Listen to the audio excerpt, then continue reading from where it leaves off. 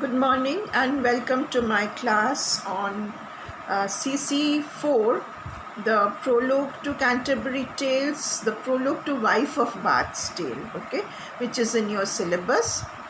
But first I'll be telling you a little about the plot of the Canterbury Tales as such. Canterbury Tales was written by Geoffrey Chaucer in the Middle Ages, right?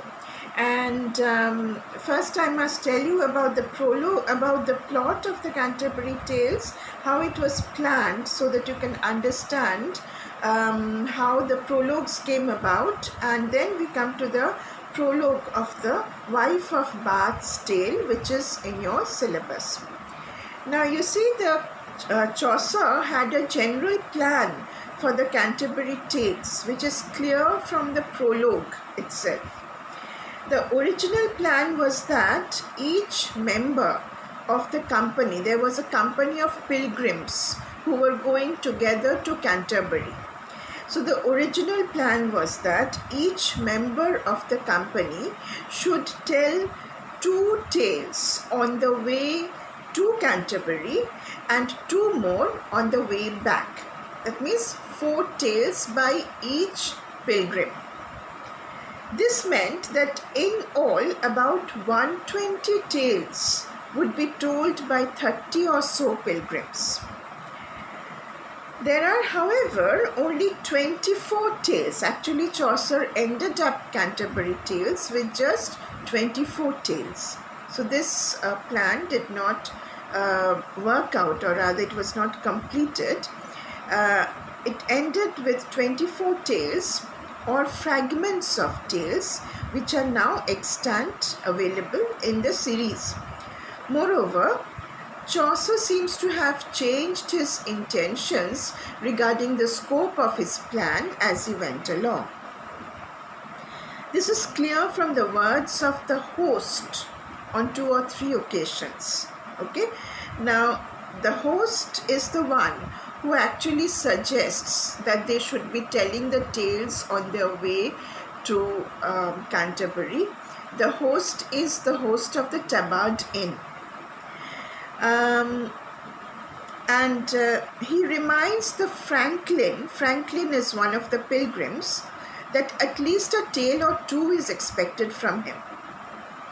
Chaucer had modified his plan of 4 tales per pilgrim to only 1 tale to be told by each. He does not even make the pilgrims reach Canterbury. 9 members of the party remain silent. Who are these 9 members? They are knights, yeomen, the ploughmen, 2 or 3 priests, and the 5 burgesses.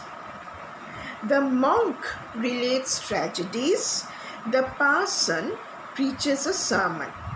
The squire's tale is half told, and the cook is a fragment.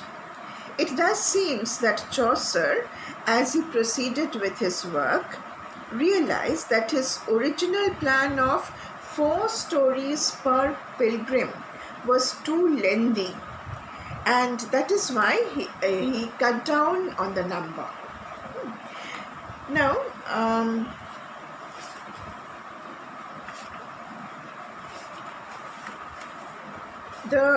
you see, the Canterbury Tales opens with the prologue. Prologue is the introduction to the Canterbury Tales, and it itself is a text in its own right.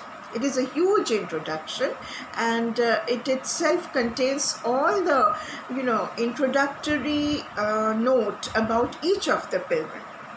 Okay, and then comes their tales. This is the plan of Canterbury Tales. First, the introduction to the pilgrims through the prologue, and then the tales told by each of the pilgrims. 1 tale. The prologue is 858 lines long, and it is of heroic couplets, and it is Chaucer's introduction to the Canterbury Tales. First of all, it tells us about the background of the ride to Canterbury. It is the spring season. The London Inn of Tabard, Tabard Inn, Tabard, Tabard Inn. All the pilgrims are assembled at Tabard Inn, and the reasons for their journey, why they are going to Canterbury. Canterbury is Thomas à Becket's cathedral. So why they are the reasons for their journey to Becket's cathedral, and then the details about the pilgrims one by one, and the poet's apology to the readers for its natural limitation. These are the contents of the prologue.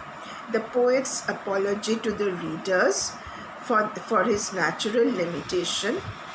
The host's suggestion to his guests that they should entertain themselves by telling a tale, by narrating a tale on the ride to Canterbury. And the host offers free entertainment to the best storyteller. The company, the pilgrims, they accept the suggestion given by the host, and the host also agrees to the proposal that he should accompany the pilgrims at his own cost to act as their guide. And this is more or less settled between the host and the pilgrims. And then there is a spree at the Tabard at night, after which the pilgrims go to sleep. The preparation of the first leg of the journey begins early next morning, and the host insists upon the company for perfect obedience to his commands. Then there is a drawing of lotteries. Who will tell the tale first? Okay, and the first narrator turns out to be the knight. The knight's turn to narrate the first tale, and the knight's opening remarks before beginning the narration. This is with which the actual Canterbury Tales begins.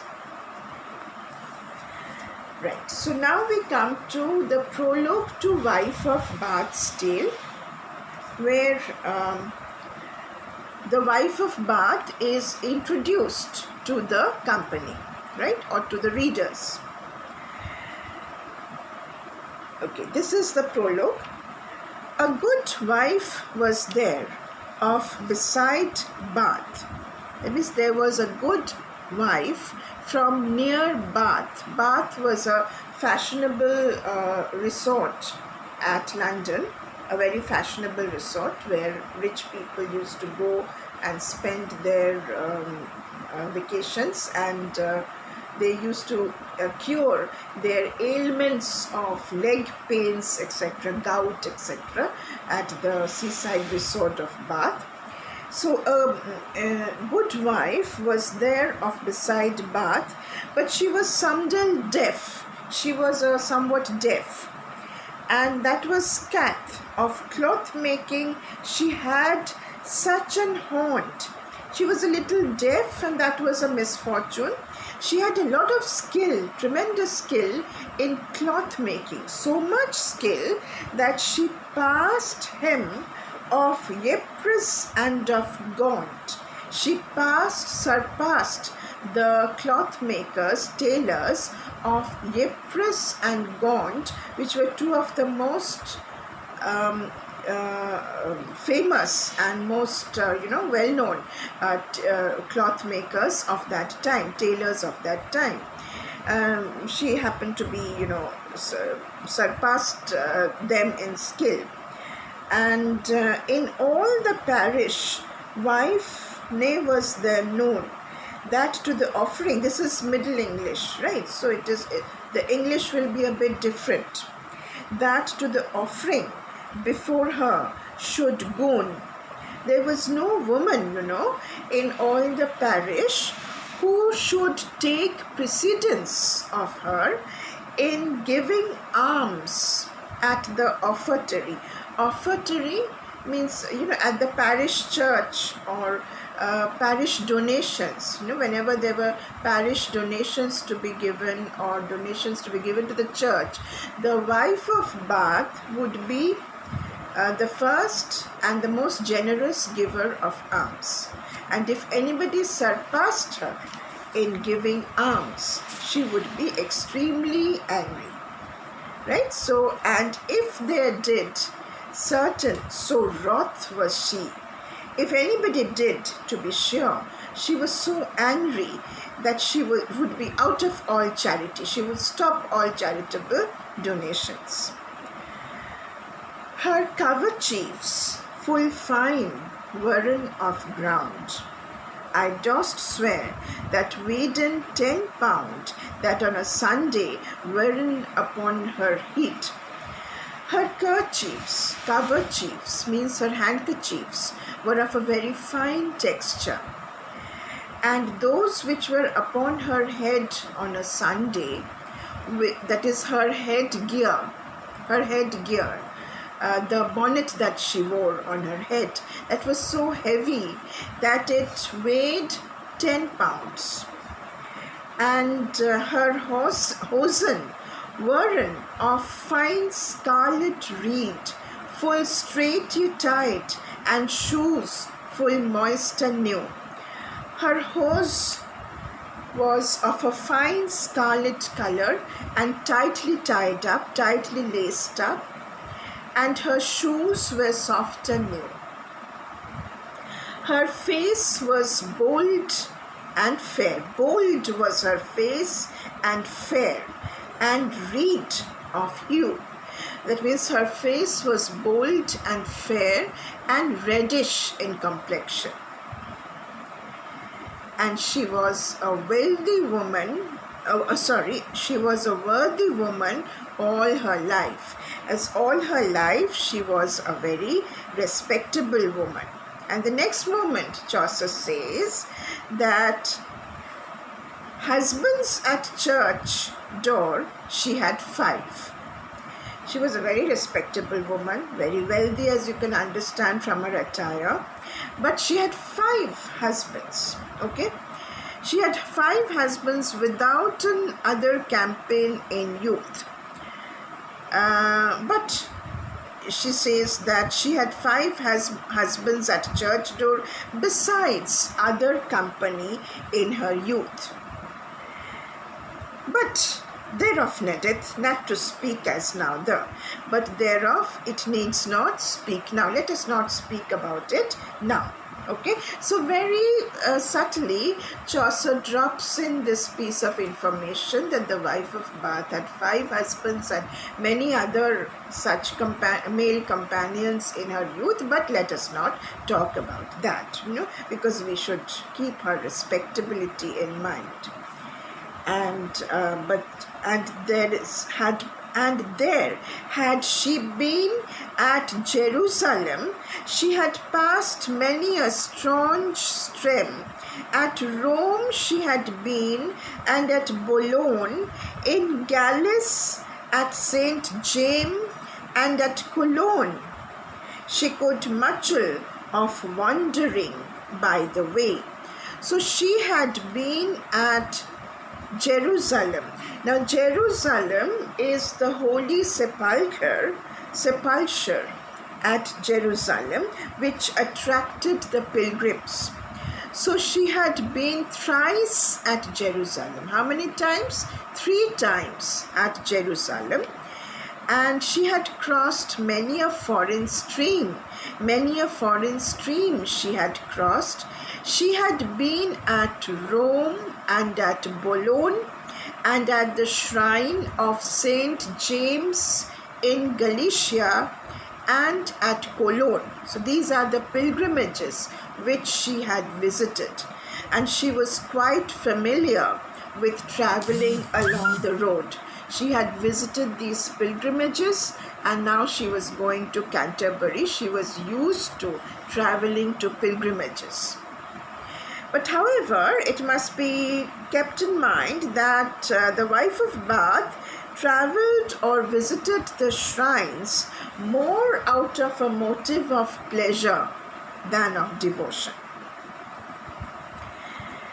Uh, and then the next thing that is said about the wife of Bath is that gat-toothed was she, soothly for to say, upon an ambler easily she sat, why wimpled well, and on her head hid an hat as broad as is a buckler or a targe. She was gap-toothed. There were gaps between her teeth.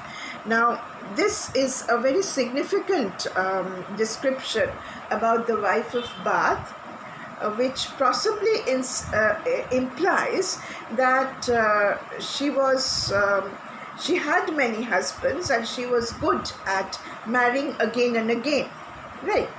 And so she was gap-toothed, and she had on her head a fair wimple. She would sit comfortably on an ambling horse. She had no problems riding a horse, and she would wear a fair wimple and a hat on her head. And the hat would be as broad as a buckler or a target. Already it has been noted, it has been said that she had a bonnet on her head which was as heavy as weighed about 10 pounds, and she would on her pilgrimages wear a hat also which would be as big as a target. Okay, and yes, so wimpled well, and on her head and hat as broad as is a buckler or a targe, a foot mantle about her hips large, and on her feet a pair of spurs sharp. So she would be wearing about her broad hips. Her hips were broad, and she would be wearing a riding petticoat about her broad hips. So this is how the picture of the wife of Bath is becoming clearer and clearer. Bold and fair with red complexion, fine dresses with fine texture, fine handkerchiefs, bonnet, soft shoes, buxom hips, okay, heavy hips and broad hips, and riding petticoat, and a pair of large spurs upon her feet. Upon her feet, a pair of large spurs, so that she could spur the horse on. And then something about her, more about her character, that in fellowship, well could she laugh and carp. That is, in fellowship, in company, in company of people, she could laugh. She was a very bonhomous company. She enjoyed, being friendly and being jovial in company, and she would laugh and prate in company. She could of remedies of love she knew perchance, for she could of that art the old dance. She happened to know the remedies of love, as she had gone through the old game of that is the old game of love, quite often, of that art, quite often. So she knew a lot about the remedies of love, and she could be very jovial company. This is what is said in the prologue to the wife of Bath, about the wife of Bath. This is how the wife of Bath has been introduced in the prologue to Canterbury Tales. Hope you enjoyed and understood the meaning of the prologue. Thank you so much.